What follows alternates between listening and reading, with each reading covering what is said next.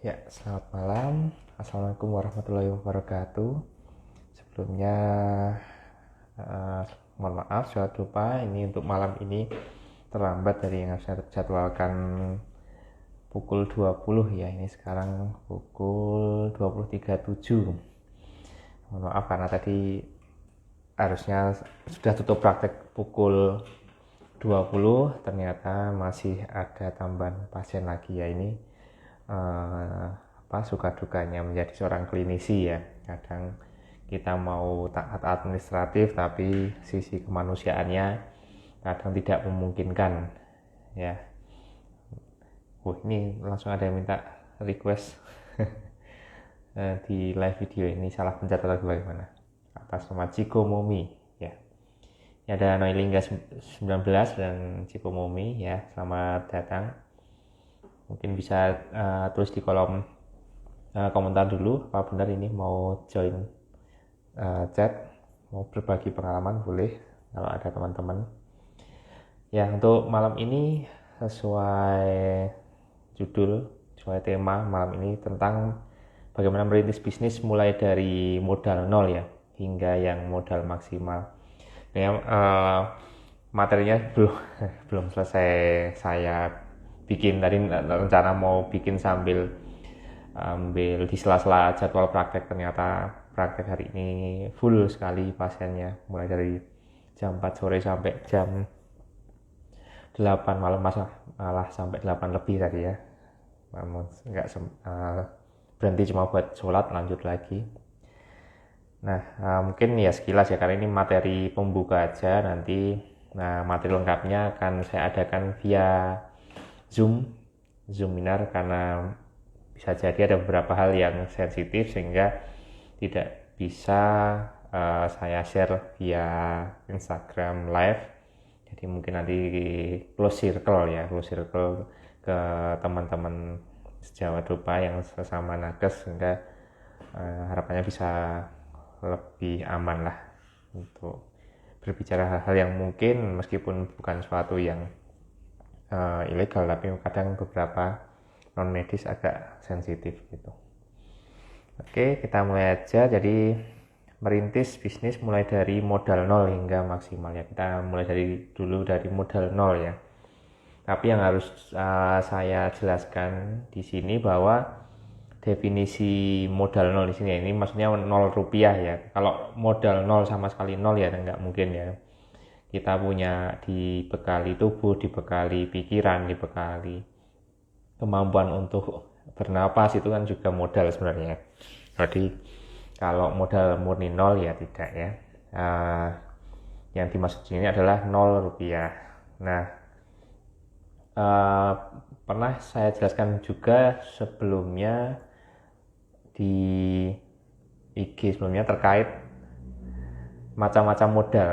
Jadi kalau saya meringkasnya, ini mungkin tidak akan Anda temukan di buku-buku bisnis lainnya, karena ini memang istilah yang saya keluarkan sendiri, yaitu 5T for 1T. Jadi 5T untuk 1T. Maksudnya apa sih 5T untuk 1T? 5T ini adalah modalnya. Sedangkan 1T yang untuk 1T itu maksudnya menuju target. Jadi T pertama itu time. Jadi waktu luang dan segala macam itu juga modal ya. Anda tidak punya uang, Anda tidak punya skill, tidak punya kemampuan, tapi kalau punya waktu itu juga bagian dari modal. Banyak pengusaha besar di luar sana yang sudah kehabisan waktu, sehingga waktu itu juga barang berharga.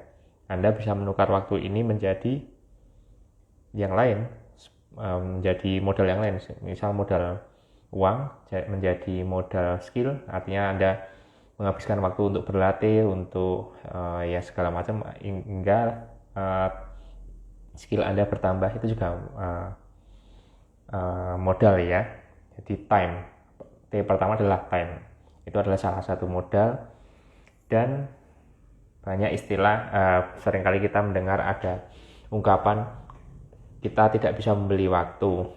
Sebenarnya kalau yang dimaksudkan kita tidak bisa menambah waktu kita pribadi sendiri, itu mungkin benar. Tapi kalau kita tidak bisa membeli waktu, mungkin kurang tepat 100% ya. Artinya ketika Anda mempunyai modal berupa uang, Anda punya treasure ya istilahnya, T yang berikutnya treasure, itu Anda bisa membeli waktu orang lain. Anda mempekerjakan orang lain itu kan berarti Anda membeli waktu orang lain ya. Anda tidak bisa mengerjakan sendiri, Anda membeli waktu orang lain. Karena Anda sudah begitu sibuknya, akhirnya Anda mempekerjakan seorang untuk menjadi staf Anda, entah itu staf pribadi maupun bukan.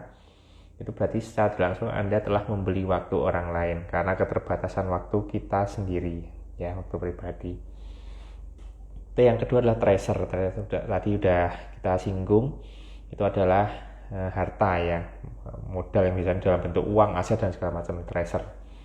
Jadi biasanya yang sudah mulai senior ini kadang time-nya habis tapi treasure-nya lebih besar. Nah, bagaimana mengantisipasinya agar untuk menambah waktu? Yaitu tadi kita mempekerjakan seseorang untuk membeli waktu orang lain. Kemudian T berikutnya adalah trust. Trust itu kepercayaan. Ada seseorang yang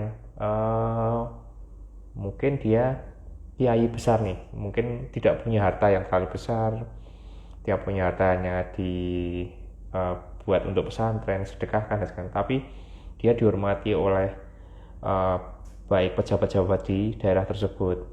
Tiap ketemu beliau pasti mereka selalu cium tangan dan segala macam dan sangat dihormati. Itu adalah salah satu modal juga, ini namanya modal trust. Artinya ketika beliau ikut dalam suatu bisnis, artinya beliau menjadi salah satu investor, beliau tidak perlu harus keluar uang, beliau cukup menyediakan trust yang dipunyai. Artinya ketika beliau masuk, beliau mungkin bisa mempermudah perizinan yang ada di dalam bisnis Anda, atau mungkin mempermudah investor lain untuk masuk untuk memberikan hartanya karena orang tersebut dipercaya. Itu juga salah satu modal ya. Jadi modal jangan dibayangkan hanya bentuk uang. Ada tadi sudah saya sebutkan time, treasure atau harta, dan trust. Nah, ini masih ada 2 lagi ya karena 5T tadi. Berikutnya adalah teknik. Ya, teknik atau skill ya kita sering nyebutnya. Nah, kita tahu ya, mungkin tidak punya waktu, tidak punya harta, tapi punya skill. Nah, skill ini kan tidak perlu harus wajib mengeluarkan waktu, bisa saja hanya mengeluarkan pikiran, mengeluarkan skema bisnis dan segala macam karena pengalaman orang tersebut dalam membangun bisnis. Nah, berarti orang tersebut punya modal dalam bentuk teknik atau skill atau pengalaman tadi. Ya. Meskipun beliau bukan orang yang besar yang sudah punya trust besar, tapi beliau tahu bagaimana membangun bisnis mulai dari kecil. Nah, itu T keempat ya. Yang berikutnya adalah tie atau tali atau penghubung ya. Dari keempat kuadran tadi, ketika mereka berdiri sendiri-sendiri ya tidak bisa. Harus ada sesuatu yang mengikat mereka menjadi satu kesatuan. Ada orang yang mungkin hartanya tidak banyak, waktunya sudah tidak ada atau waktunya sangat sedikit, bukan orang besar yang dipercaya banyak pejabat dan segala macam, kemudian skill juga pas-pasan, tapi orang ini mudah sekali bergaul baik ke investor, ke orang-orang yang punya nama, yang punya harta dan segala macam. Akhirnya dia bisa menggabungkan keempat kuadran lainnya menjadi satu kuadran. Jadi kita ulang lagi, ada 5T untuk menuju satu target atau satu T. 5T tadi kita ulang lagi, time atau waktu, kemudian treasure atau harta, trust kepercayaan, kemudian teknik atau skill kemampuan, dan tie penghubung. Bukan berarti masing-masing kuadran tadi pasti hanya diisi satu orang. Bukan berarti satu orang itu hanya mengisi satu kuadran. Bisa jadi satu orang itu mengisi beberapa kuadran. Misal orang tersebut mengisi bagian treasure dan tie. Dia punya harta tapi dia juga menjadi penghubung bagi kuadran lainnya. Atau mungkin kalau yang di bisnis UMKM yang masih sangat awal, mungkin dia akan merangkap beberapa time, treasure, kemudian teknik. Itu yang sering ya 3T itu, yang time, treasure, teknik. Jadi dikerjakan sendiri semua dulu, modal pas-pasan tapi paling nggak bisa buat survive, kemudian punya waktu untuk mulai mengembangkan bisnis. Itu ya, jadi tidak harus satu orang hanya di satu kuadran, sesuaikan dengan kondisi.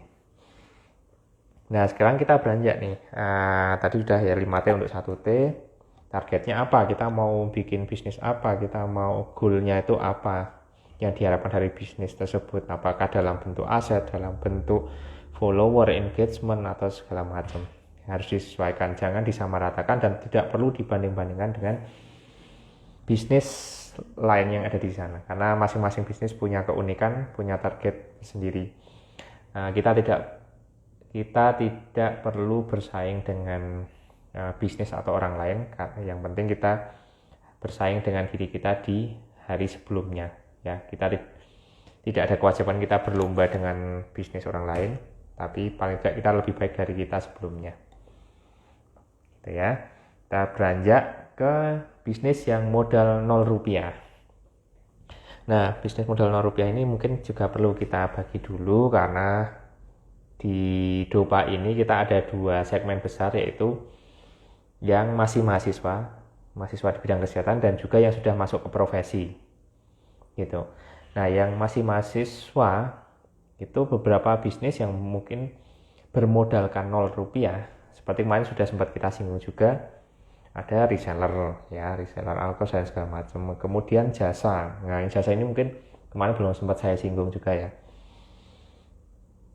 Dulu saya sering ada itu teman yang kadang bantu tetangganya atau membantu, istilahnya buka jasa buat bantu tensi, cek gula darah, cek kolesterol, yang tidak butuh advis yang terlalu berlebih dan masih bisa dikerjakan oleh seorang mahasiswa sebenarnya ya, karena itu kemampuan standar aja yang tensi dan segala macam. Tapi jangan kebablasan terus ngasih advice, kemudian ngasih resep apalagi yang sebenarnya belum diperkenankan. Ya sebatas saja ngasih tensi dan cek gula darah, kolesterol dan segala macam. Mungkin kalau dia nyoblos sendiri untuk gula darah mungkin masih takut, akhirnya minta tolong istilahnya dicekkan gula darah yang rapid itu ya. Nah itu kan bisa menjadi salah satu alternatif buat mahasiswa kedokteran dibanding kumpul-kumpul kemudian melakukan hal-hal yang tidak jelas. Mending kumpul untuk sesuatu yang konstruktif. Salah satunya tadi ya, buka jasa, misal jasa hanya untuk Nancy, kemudian cek gula, asam urat, kolesterol, kan udah lumayan. Kemudian bisnis afiliasi, nah, afiliasi ini juga mudah sekali, cuma modal HP dan juga koneksi ya. Koneksi, bisa koneksi sendiri atau minta cateringan di tempat teman atau di kafe, jadi sesuaikan.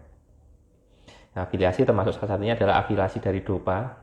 Itu kita juga ada program afiliasi untuk penjualan e-course dan juga buku, dan komisinya lumayan juga, sampai 50.000 jika ada closing produk yang terjual. Itu jauh lebih tinggi dibanding 5 kalinya kalau Anda afiliasi produk-produk Shopee ya. Itu kita lakukan untuk mendorong lebih banyak teman-teman sejawat di luar sana memahami tentang healthpreneurship. Ya, mungkin di sini ada teman-teman yang sebagai seorang dosen, sebagai seorang PNS, sebagai pekerja waktu penuh di rumah sakit dan segala macam, atau mahasiswa kedokteran yang dianggap waktunya itu sudah cukup full. Mohon itu bisa perbaiki mindset seperti itu, karena seperti kemarin saya bilang, ketika Anda belum meluangkan waktu 14 jam sehari dalam hidup Anda untuk meningkatkan 5T tadi, artinya Anda masih punya waktu. Jadi istilahnya jangan sok sibuk, istilahnya seperti itu ya namanya ya. Saya berada di banyak kuadran yang tadi sudah disebutkan untuk pekerjaan ya. Jadi kalau ditanya saya pekerjaannya apa ya, saya sebagai wirausaha tentunya, Kemudian tadi sempat saya singgung tentang civil servant, ya saya nggak mau nyebut istilah Indonesianya civil servant, nanti cari bahasa Indonesianya apa. Wira swasta juga, saya juga klinisi, saya juga dosen, ya artinya saya hampir semua kuadran itu saya ada. Dan saya mulai bekerja dari jam 7 pagi sampai jam ini, sampai sekarang malam ini full. Artinya ketika Anda masih punya waktu, manfaatkan itu. Apalagi yang masih di usia produktif, sangat produktif, 25 sampai 40 itulah golden age untuk active income. Jadi nggak usah mikir, bukan nggak usah ya, jangan membandingkan dengan orang-orang yang sudah senior, yang sudah mulai passive income ya. Ada yang di usia produktif itu masih punya tenaga, time juga untuk melakukan yang active income, artinya lebih berlipat ganda dibandingkan Anda hanya passive income.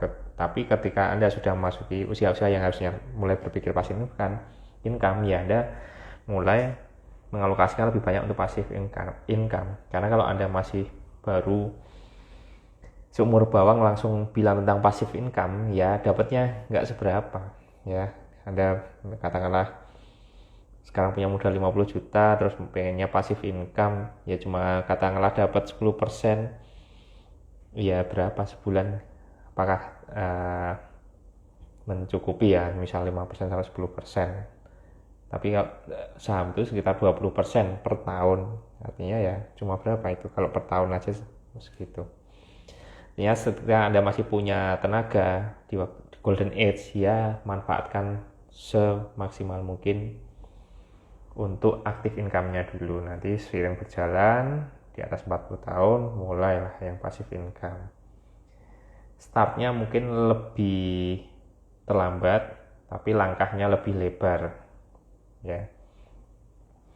Oke, yang berikutnya kalau kita sudah masuk ranah profesi juga bisa reseller ya. Saya dulu saat internship reseller juga, reseller baik alkes, reseller helm dan segala macam yang nggak ada kaitan medis pun ada ya. Cuma yang saya tekankan yang di alkes kalau bisa, yang terutama yang masih dokter intensif, dokter umum mungkin bisa sambil reseller alkes.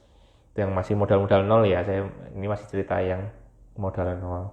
Kemudian jasa home care, misal jasa rawat luka, mungkin yang tidak butuh BHP dan segala macam, bisa buka layanan jasa home care. Itu bisa dipertimbangkan juga untuk bisnis modal nol. Oke, selamat datang. Maaf ya kalau saya salah baca.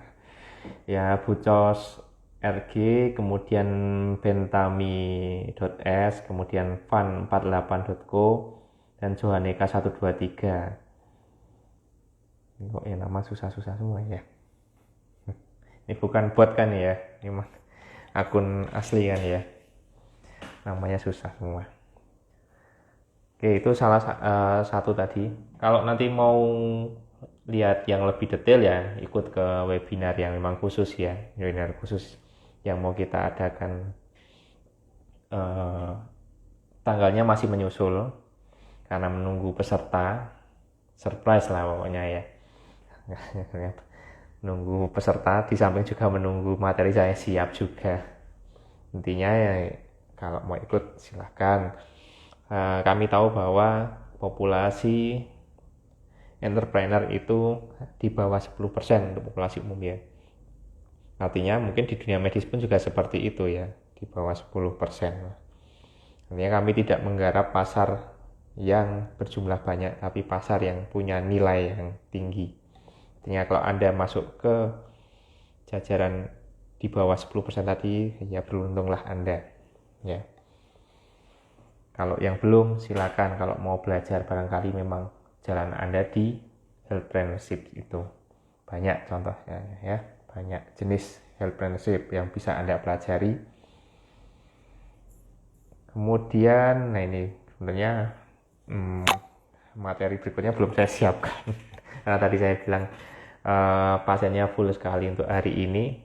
Mungkin ada yang punya nih ide lain. Apa sih kira-kira bisnis yang modalnya 0 rupiah buat tenaga kesehatan yang masih di bidang kesehatan? Silakan kalau mau ditulis di kolom komentar biar saya juga dapat insight baru nih nanti buat materi webinar mungkin juga. Ya, sambil lanjut. Tadi kan untuk judulnya mulai modal 0 sampai yang modal maksimal. Modal 0 masih banyak lagi ya. Kemarin sudah sempat saya singgung juga. Ada yang kuliner sehat, diet catering sehat yang dengan sistem pre-order. Itu di materi Dupa juga ada itu. Jadi Bu Ayu dulu bikin diet catering sehat itu juga dengan modal yang sangat minimal sekali, hampir mendekati 0 ya. Tapi bukan 0 karena tetap butuh peralatan masak dan segala macam, itu kan tetap harus dihitung kalau mau dihitung ya. Tapi yang di bawah 10 juta lah intinya, itu masih sangat memungkinkan. Dan sistemnya pre-order, jadi dibuat ketika sudah ada permintaan, nanti disesuaikan dengan kebutuhan. Kemudian apalagi yang bisnis 0, head influencer. Nah, untuk influencer ini juga bisa dibilang modal 0 juga. Ini bisa dilakukan oleh mahasiswa, bisa dilakukan oleh yang sudah profesi juga. Ya.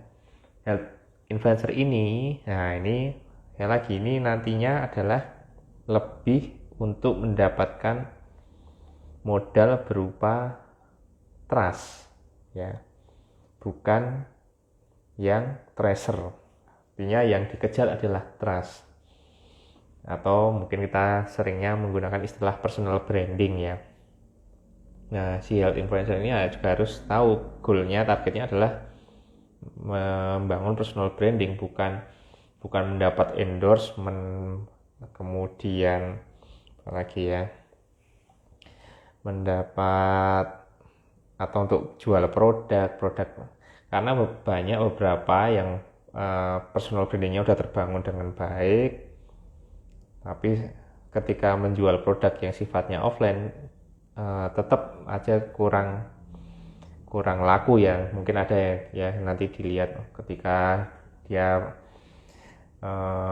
memposting hal-hal yang sifatnya kehidupan pribadi dan segala macam, engagementnya bagus. Ketika sudah mulai mengeluarkan produk yang sifatnya endorse, sepi komentar dan segala macam. Nah, itu karena sebenarnya kalau health influencer atau influencer itu kan target utamanya bukan di endorsement seperti itu, tapi ke personal brandingnya, ke trustnya. Jadi dia lebih dikenal.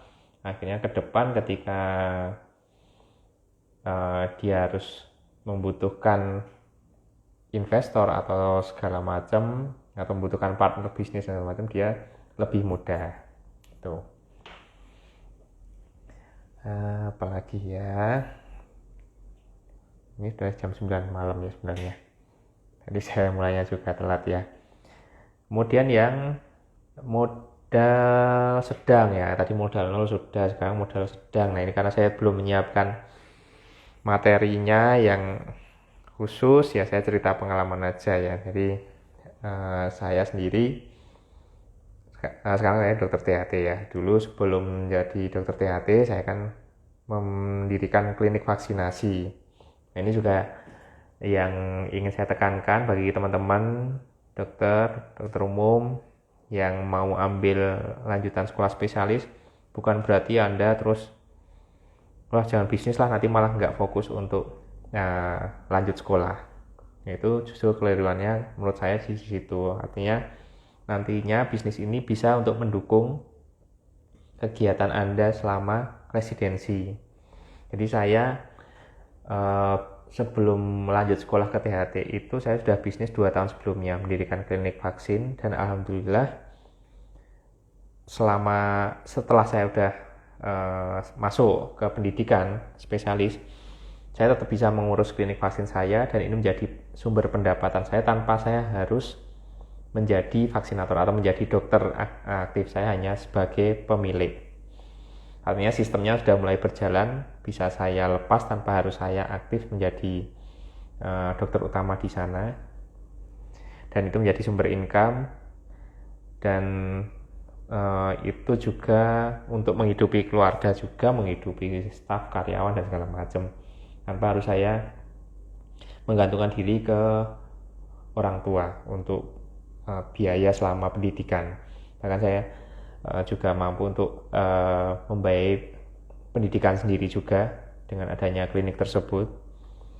Artinya jangan sampai keinginan untuk sekolah lagi itu menjadi penghalang Anda untuk memulai bisnis, ya, karena itu justru nanti bisa untuk mensupport Anda selama pendidikan.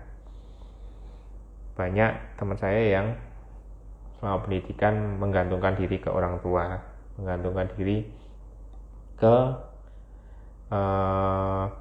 istri atau pasangan, menggantungkan diri ke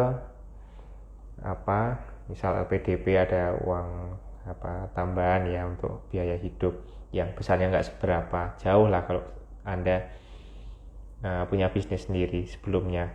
Ya, Anda pengen bisnis klinik hitam dulu sebelum sekolah bisa, pengen bikin klinik vaksin juga seperti saya juga bisa ya.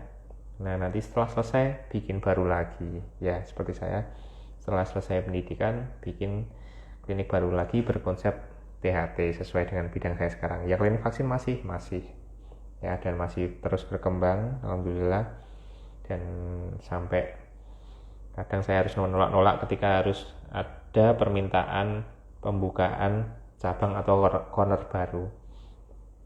Beberapa kali ditawari untuk buka bisnis baru, buka corner atau cabang baru, harus saya pending dulu karena untuk memaksimalkan yang sudah ada. Tapi bukan berarti menutup diri untuk seterusnya ya. Nah, dulu saya mulai bisnis itu hanya modal total itu ya, sudah, tapi bertahap, bukan langsung sebesar itu 75 juta di awal. Jadi 2 bulan 3 bulan awal itu habis sekitar 75 juta.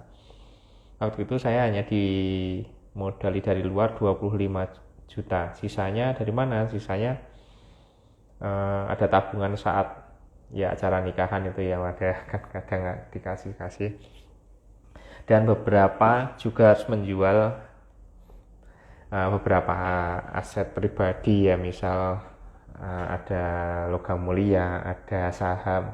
Akhirnya habis semua itu dulu, benar-benar habis, nggak, hampir tidak bersisa. Tapi dari sana ya saya mendapat dorongan gimana caranya saya harus bisa mengembalikan itu.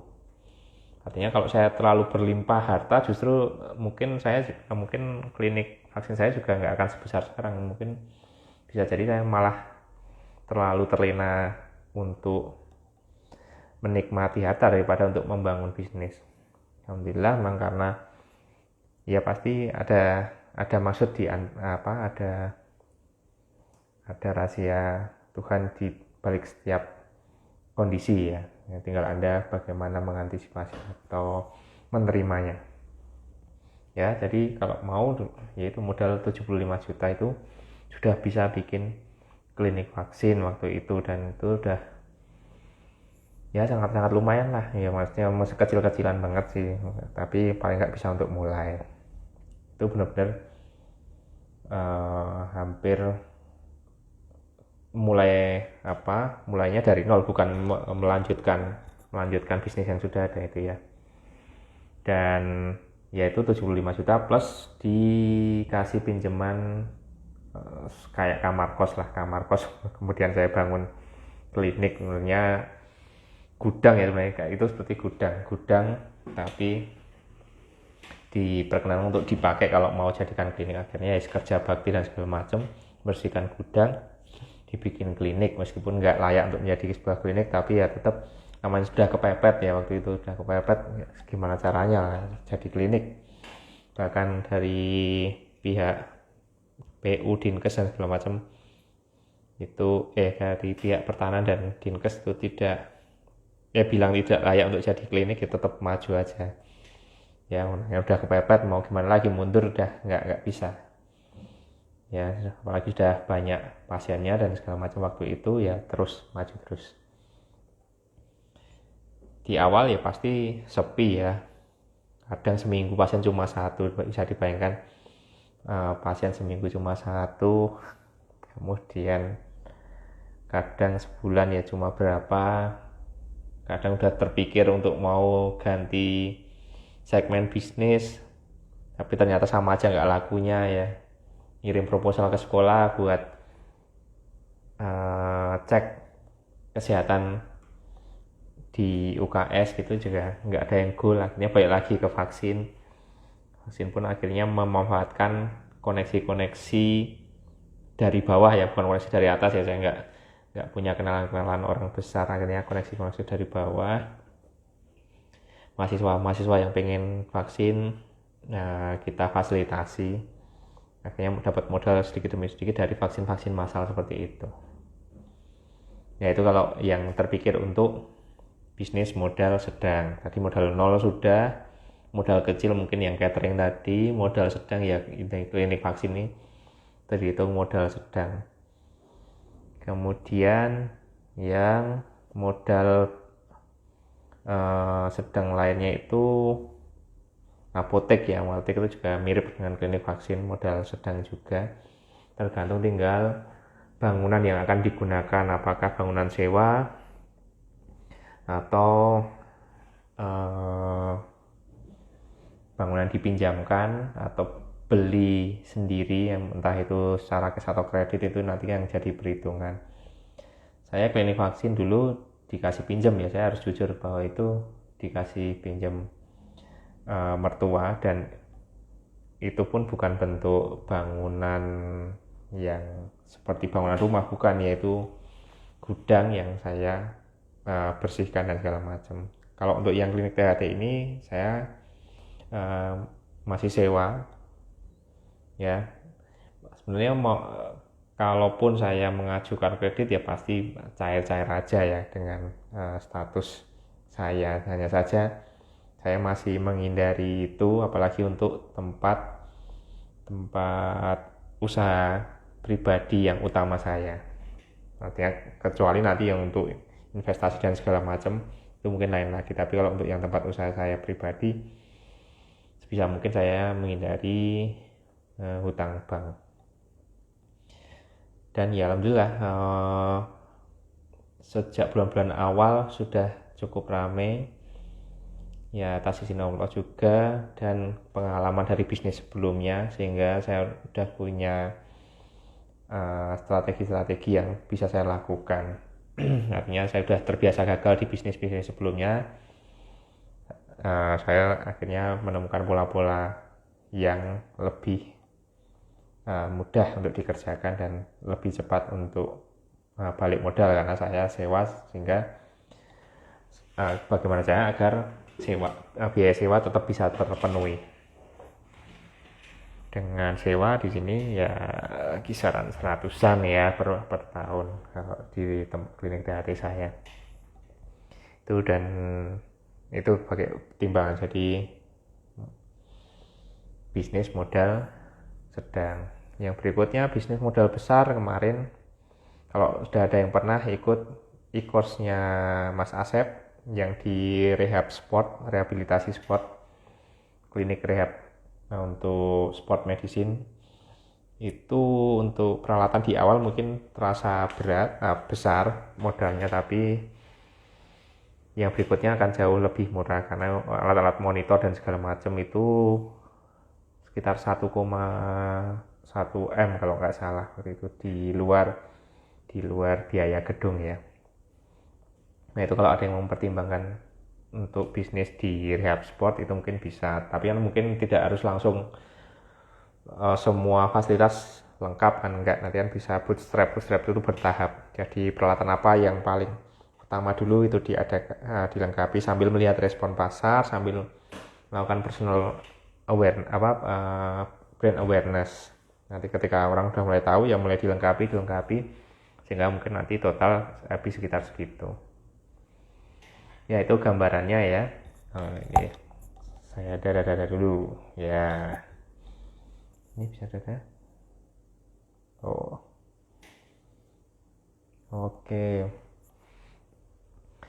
Itu sekian ya, karena memang belum saya siapkan materinya dengan cukup rapi. Saya cerita pengalaman aja, barangkali teman-teman juga punya pengalaman, bisa tulis di kolom komentar, atau ada yang mau join mungkin bisa tulis di kolom komentar cerita pengalamannya, mungkin punya klinik gigi, klinik lainnya. Itu sekarang yang ngetren ya, yang terkait estetika ya pasti ya, entah itu klinik kecantikan maupun sekarang klinik gigi pun mulai diarahkan ke arah-arah estetika ya, jadi pasang behel dan segala macam yang kelihatan cantik dan segala macam ya, itu juga bisa jadi pertimbangan. Materi sudah disiapkan oleh mentor Dopa untuk klinik gigi dan juga klinik kecantikan. Mohon ditunggu, insya Allah Oktober mudah-mudahan bisa rilis untuk 2 materi e-course tersebut. Jangan lupa ya untuk selalu dipantau ya, nanti ada e-course baru. Bukan berarti Anda mengikuti e-course tersebut harus memulainya dari nol atau bikin bisnisnya dari awal. Bisa jadi Anda join saja dengan mentor untuk bikin cabang baru di kota Anda, itu juga bisa. Ya sekian mungkin untuk malam ini, karena saya mulai tadi juga terlambat ya. Saya ingatkan lagi, Selasa, Kamis untuk beberapa minggu ke depan saya akan mengisi di Dopa_Indonesia untuk IG Live. Kemudian Rabu, Jumat ada Om Raffi yang mengisi di daily.dopa. Diikuti terus. Kalau saya memang lebih banyak cerita pengalaman, untuk Om Raffi nanti lebih banyak cerita tentang teori-teori tentang healthpreneurship ya. Nanti ada 2 segmen memang. Dan jangan lupa ada juga nanti webinar terkait bagaimana mulai bisnis dengan modal 0 rupiah hingga yang modal besar, itu dalam bentuk Zoom, webinar Zoom ya. Nanti bisa daftar di admin Dopa. Mudah-mudahan masih ada kuota gratisan, ada yang gratis 30 peserta. Nanti bisa ditanyakan di admin WA, syarat-syaratnya juga ada di akun IG, atau mau tanya ke admin WA juga bisa. Sekian, selamat malam. Terima kasih yang sudah bergabung, yang mungkin belum saya sebutkan tadi. Ada Johaneka 123 udah tadi ya, Luis Regan, Yukta Wirahayu, kemudian Adinda Fernawati ya, selamat bergabung di circle-nya Dokopreneur Academy. Kita butuh banyak masukan, silakan. Kita tidak tertutup untuk masukan ya, tidak akan saya somasi. Kami tidak akan mensomasi adanya kritikan dan saran, jadi tenang saja. Kasus yang akhir-akhir ini seperti Eiger dan juga Esteh Indonesia itu mungkin tidak akan terjadi di Dokopreneur Academy. Sekian, selamat malam, salam sehat, sejawat Dopa. Sampai ketemu di IG Live berikutnya. Wassalamualaikum warahmatullahi wabarakatuh.